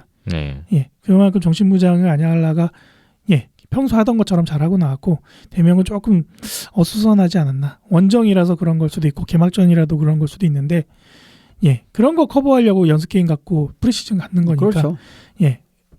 그렇게 앞서 사실점을 했던 거는 그런 준비가 미흡했다라는 거를 반증하는 거라고 생각이 드네요. 네. 물론 이제 시즌 개막해서 첫 경기를 치른 상황이고 두 팀 모두 올 시즌 뭐 전력이 갖춰졌다고 말씀드리긴 어려운 시점이죠. 이제 첫 경기 했을 뿐이니까요. 특히 수비 같은 부분은 좀 더 어떤 정비를 하는데 전력을 갖추는데 시간은 좀 더 필요할 것으로 보이기도 합니다. 이번 개막전에 양팀 라인업이 이제 처음으로 공개됐잖아요. 참 궁금증을 증폭시켰던 양팀의 개막전 라인업이었습니다. 과연 어떻게 나올까? 양팀 공수 라인 조합에 대해서는 어떻게 보셨어요? 전 전반적으로는 뭐 연습 게임이랑 했을 때랑 거의 비슷한 느낌으로 나왔어요. 근데 뭐 대면 같은 경우에는 박상진 선수가 또 공백이 있었기 때문에 그런 부분도 제가 생각했을 때는 굉장히 큰 영향을 미칩니다. 왜냐하면 박상진 선수가 워낙 활동량이라든지 수비 포지셔닝 이런 부분에서 두각을 나타낼 수 있는 선수이기 때문에 좀 더더욱 뭐랄까 그 공백이 또 커 보이는, 그리고 굉장히 다량 실점을 한 경기였지 않았습니까? 이런 부분에서도 약간은 좀 그런 부분이 나타났다고 생각을 하고요. 한라 같은 경우에도 전반적인 조합 자체는 뭐 프리시즌 마지막이라든지 이런 부분과 거의 뭐 비슷했습니다. 근데 제가 뭐 어쨌든 6골을 만들어냈고 다양한 라인에서 만들어냈으니까 지금까지 그냥 끌고 나가는 부분은 계속 이어지지 않을까 싶어요. 근데 오히려 저는 마일럼 선수랑 송영철 선수를 묶은 요 페어 같은 부분은 조금 더 지켜봐야 되지 않나. 물론 뭐 전반적으로 사실 한라 수비 페어들이 조금씩 이제 불안했었습니다. 그런 부분을 좀 해소할 만한 확실한 조합이 필요한 것 같고요. 대면 같은 경우에는 공격은 2라인 조합이 앞서 말씀드렸듯이 상당히 성과도 냈었고 뭐 빈틈을 잘 공략해내는 느낌을 잘 받았고, 그래도 수비 페어 같은 경우에는 서영진 선수랑 영 선수를 이제 1라인 페어로 묶었는데 뭐 자주 보던 조합이죠. 그런데 사실 서영준 선수가 프리시즌에도 그렇고 시즌 초반에 상당히 턴오버 같은 부분이 많아요. 벅을 끌고 가는 부분에 있어서 사실 영 선수가 예전만큼 뛸 수 있다면은 그 부분을 더 쉽게 커버를 해줄 수가 있겠지만 사실 지금 영 선수는 나이도 있고 전반적으로 예전만큼의 그런 롤을 기대하기는 조금 어려워졌습니다. 물론 뭐 아직 아시아리그에서는 좋은 수비수라고 생각을 합니다만은 그런 부분을 감안하신다면은 앞서 말씀드린 수비 턴오버 같은 부분도 조기 좀 차단을 하는, 아예 범하지 않는 이런 부분을 조금 더 신경을 써야 되지 않을까 싶네요. 비슷한 의견인데요. 한라는 마지막 연습 게임 고려대와의 경기가 3일에 치러졌는데 한 명 바뀌었죠. 김민철 선수가 나가고 박진규 선수가 그 라인에 들어왔다는 거. 강릉시 조청대회 눈길을 끌었던 김민철 선수가 이번 개막전에 등장하지 않았습니다. 1군 대비 불발됐네요. 결국에는 엔트리에 못 올라갔다는 거. 그게 좀 개인적으로는 아쉬운 부분일 수 있을 것 같고요. 하지만 뭐 개막전이라는 그 중요도, 의미가 굉장히 크기 때문에 그리고 그 사이에 또 이제 뭐 박진규 선수라든가 이현수 선수라든가 1군에 있는 선수들이 또 분발을 해서 그죠? 폼을 끌어올렸다라는 거를 또 결과적으로 이렇게 말하는 거고요. 해서 계속적으로 고 3, 4 라인에서의 그런 조합들은 경기를 치르면서 폼이 얼마만큼 좋냐 나쁘냐에 따라서 충분히 변화가 생길 수 있지 않을까. 예, 그만큼 경쟁이 좀 더 힘들어지지 않을까. 자주 바뀌죠. 그리고 한라가 워낙 이제 선수진이 두터운 팀이다 보니까 그만큼 이제 한라는 고를 수 있는 선택지가 많으니까 그렇습니다. 네. 예, 더 베스트 전력으로 꾸릴 수 있는 여유가 생긴 셈이 됐고요. 대면 같은 경우에는 일단은 요 라인대로 계속 갈까라고 생각을 의문부호는 같지만 왠지 감독님 성격상 그대로 갈 것 같다는 그런 생각이 드는데 당분간은 네, 박상진 선수가 이제 부상으로 개막전에 뛰지 못했다고 하고요. 이번 주까지 쉬고 다음 주에 복귀해서 일본 원정에는 다시 동행한다고 하더라고요. 네. 그래서 뭐 복귀하는 부분에서는 큰 문제가 없을 것 같고 박상진 선수가 들어왔을 때 또 어느 정도 라인 변화가 생길지도 봐야 될 것 같고 수비 페어 같은 경우에는 말씀 주신 것처럼 좀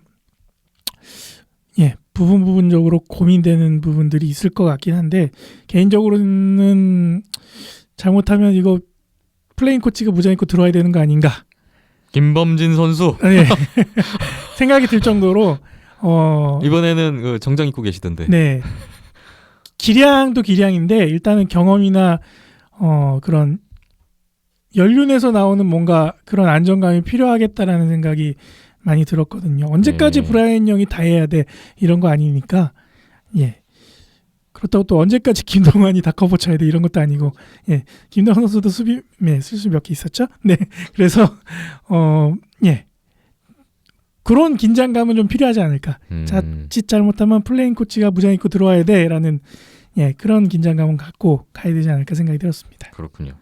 자칫 잘못하면 오광식 프런트 매니저가 무장 입고 선수 복귀. 예. 거기까지 가면 안 되겠죠. 그 정도로 가면은 그 상태가 심각해진다는 그러니까요. 반증이니까. 네. 그렇습니다. 네. 일단 안양 한라는 개막전에서 뭐 6골 뭐 고르게 라인에서 활약이 나왔기 때문에 개인적으로는 다음 경기는 글쎄 큰 근데 또 공백이 좀 있긴 해요. 어떻게 바뀔지도 모르는 변수는 좀 있긴 하네요. 대명은 또 지켜봐야 되는데 사실 두 분이 지난주에 대명의 1라인에 기대를 해주셨잖아요. 안정현, 브라킥스, 마이크 테스트위드. 근데 개막전에서 이 라인은 침묵했습니다. 예. 이 부분은 어떻게 보셨어요? 어떻게 보면은 올게 온 거죠. 그러니까 전반적으로 그 전에 이제 붙어봤던 팀들이랑 본격적으로 본 라운드에 들어갔을 때랑은 또 대비가 완전히 다르다라는 부분. 그리고 전반적으로 뭐 테스티드도 어느 정도 예전부터 알던 선수고 마지 선수도 마찬가지고 사실 힉스 선수는 전반적으로 또 지난 경기 앞선 경기들의 플레이 부분을 보시면은 플레이메이킹 센터라는 부분 이런 부분을 감안을 한다면은 어느 정도의 전략이 다 섰다라는 부분. 그리고 한라가 그래도 수비 부분에서 좀 대응이 좀 뭐 리건이라든지 플랜트 그리고 뭐 마일럼 이런 식으로 다 이제 페어마다 다 가지고 있기 때문에 그런 부분에서 결과적으로 준비를 굉장히 잘 해왔다라고 이제 해석을 해야겠죠. 네. 다음 경기 한번 기대를 해봐도 좋겠습니까? 적응이 좀 많이 필요하지 않을까 싶어요. 예, 1라인 같은 경우에는 힉스가 얼마만큼 아시아리그에 적응하느냐에 따라 성적이 나올 거기 때문에 예, 힉스가 폼이 안 좋으면은 안정현 테스트위드도 같이 안 터지는 그런 상황이 되지 않을까 싶어요. 네. 그래서 힉스의 적응이 빨리 돼야 되는 게 1번 과제일 것 같고 테스트위드도 연습 경기 때처럼의 폼과 결정력이 나오려면은 더 해야죠. 안정현도 두말할 거 없고요. 예. 안양 한라 대 대명 킬러 웨일즈 국내 개막전 리뷰 이제 마무리를 해보겠습니다. 공식 기록지를 보다가 좀 의아한 게 있었는데 저희 찍은 화면으로 좀 비교해봤을 때 좀 오류가 있었다면서요? 예, 그 황도현 선수 골 보니까 김연경 선수 터치는 없었다는 거. 네. 근데 김연경 선수의 도움이 기록됐다. 네, 그 경합 과정에서 애매했거든요. 근데 자세히 보면은 안 맞았어요. 그래서 그런 부분이 있었고요. 그다음에 강윤서 선수 골 보면은 파워플레이 골이라고 표기가 돼 있거든요. 플러스 1 해가지고. 예.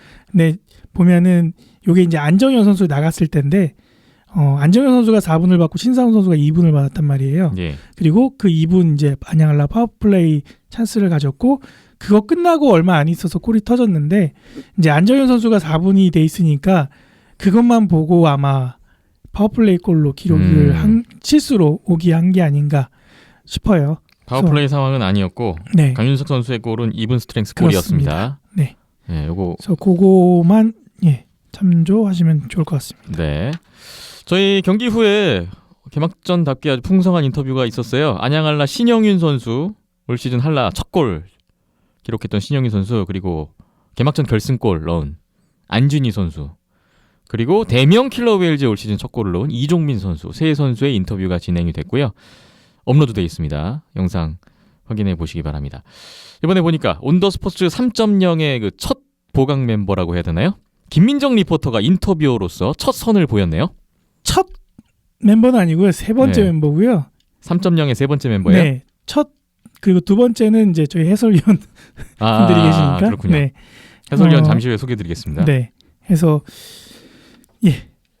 정말 급하게 저희가 뭐 이렇게 준비해서 하는 것보다는 닥치는 대라는 성격이 많다 보니까 네. 제 개인적인 성격이기도 하고 그래서 급하게 한번 해보자 해서 한 거였는데 생각보다 잘 해주셔서 네. 네. 앞으로 활약이 기대되네요. 열심히 으쌰으쌰 같이 성장을 해 나가야 되지 않을까 싶고요. 네. 김예슬 아나운서가 그랬던 것처럼 네. 네.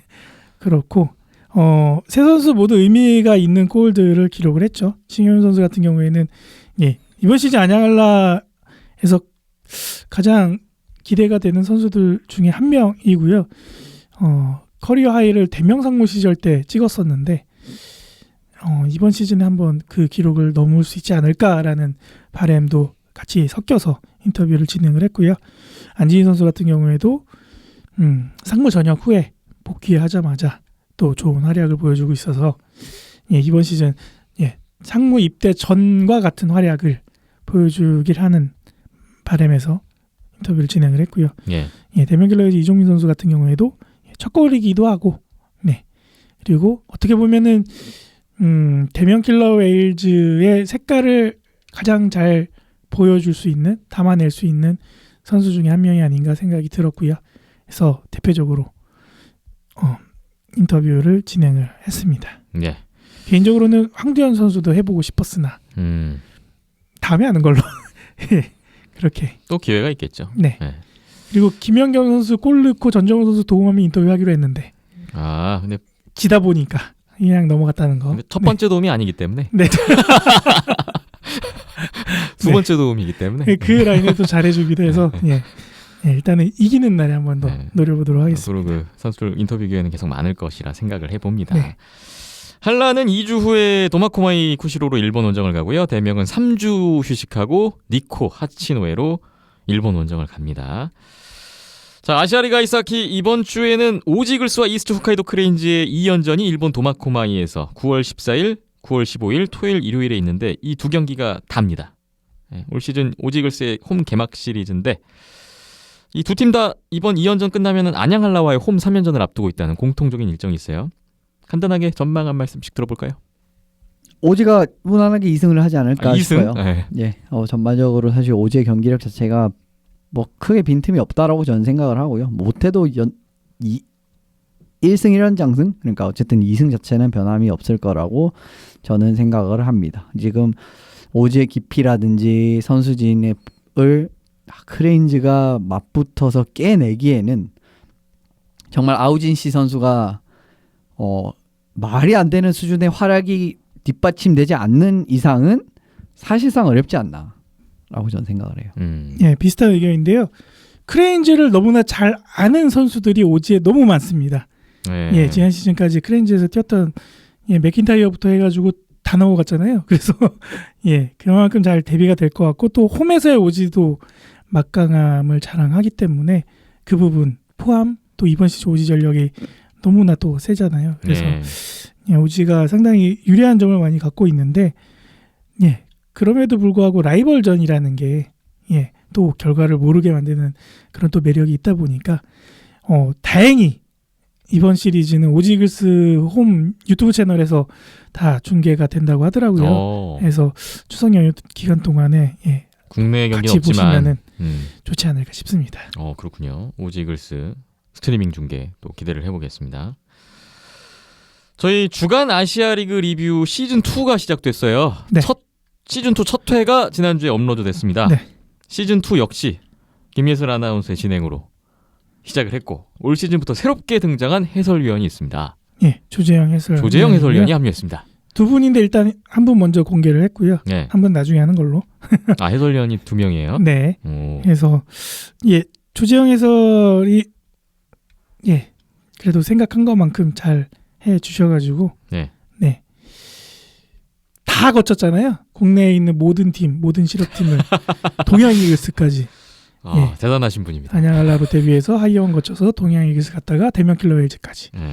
네, 그래서 두루두루 모든 팀에 대해서 모든 선수들에 대해서 잘 알고 있다 보니까 또 그런 케미에서 나올 수 있는 재밌는 이야기들이 또 저도 기대를 하고 있고요. 네. 예, 오늘 이거 녹음 마치고 저녁에 또 중간 리뷰 놓고 해야 되거든요. 안양알라 대면 킬러 웨일즈전 리뷰를 또 해주시겠네요. 네, 뭐 이현석 기자님이나 제가 했던 얘기와 크게 다르지는 않을 것 같긴 크게 다른 한데 이야기가 나왔으면 좋겠습니다. 개인적으로 나왔으면 좋겠는데 너무 미리 내용을 보니까 큰 차이는 없더라고요. 그래서 네, 그럼에도 불구하고 또 조재영 해설이 갖고 있는 시각이 있으니까 또 그 재미로 또 같이 즐겨주셨으면 좋겠습니다. 네, 비하인터넷과 함께 주간 아시아 리그 리뷰 시즌 2도 계속해서 많은 관심을 부탁드리겠습니다. 온더스포츠 3.0 멤버 모집은 계속되고 있습니다. 지원자가 계속 있다고 들었는데 지난주에 한 명 있었어요? 한 명이요? 그도 예, 굶진 그 사이에. 않았습니다. 네. 제작, 촬영, 홍보, 리포터, 아이스하키를 좋아하시는 분이면 누구든지 기다리고 있고 HIMCHAN 힘찬 @온더스포츠.co.kr 이메일로 문의와 지원을 받고 있습니다. 예, 한 분 한 분 만나 뵙고 말씀 나누면서 멤버로 확정이 되고 내지는 예, 좋은 팬과 청취자의 모습으로 남는 뭐 이런 경우도 있고 하는데 추석 지나서 또 찾아뵙고 인사를 드리려고 합니다. 그래서 지원해 주신 분들은 조금만 더 기다려 주시면은 저희가 연락을 드릴 거고요. 네. 네. 또 지원 아직 안 하신 분들은 어여 후딱 지원해 주셨으면 네. 좋겠습니다. 다양한 역할 하실 수 있는 일이 많으니까 네. 함께 나눴으면 좋겠습니다. 많은 참여를 부탁드리겠습니다. 저희 온더스포츠.tv 홈페이지가 있고요. 페이스북에 온더스포츠 열려 있고요. 유튜브에도 온더스포츠 있고요. 팟빵과 아이튠스, 네이버 TV에도 온더스포츠 비하인드넷 있습니다. 계속해서 들어오시면 영상 대회도 만나보시고 더 많은 컨텐츠를 즐기실 수 있으니까요. 많은 또 방문 성원을 부탁드리겠습니다. 비하인드넷 213회 오늘은 여기까지 하겠습니다. 박김찬 PD, 이현석 기자, 저는 김태범이었습니다. 함께해 주신 여러분 고맙습니다.